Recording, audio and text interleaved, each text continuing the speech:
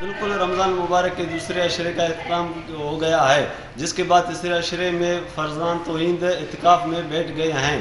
صوبت پور کے تاریخی جامع مسجد میں 4 افراد اعتکاف میں بیٹھ گئے ہیں۔ تاریخی جامع مسجد سردار صوبت خان گولہ نے اپنے زندگی میں 1327 ہجری میں تعمیر کروایا۔ صوبت پور میں تو ویسے ہزاروں جو مساجد ہیں، اس وقت جو ہے نا تیسرا عشرہ جو چل رہا ہے، اس میں بھی مسجدوں کے اندر ہزاروں لوگ جو اعتکاف میں بیٹھے ہوئے ہیں۔ اس وقت جو ہے نا جامع مسجد صوبت پور جو ہے نا ایک بڑا تاریخی مسجد ہے، اس کے اندر تقریباً 4 افراد ہیں جو اس وقت جو اعتکاف میں بیٹھے ہوئے ہیں۔ شریعت کے اصلاح میں رمضان المبارک کے آخری عشرے میں عبادت کے غرض جامع مسجد قائم کرنے کو اعتکاف کہتے ہیں۔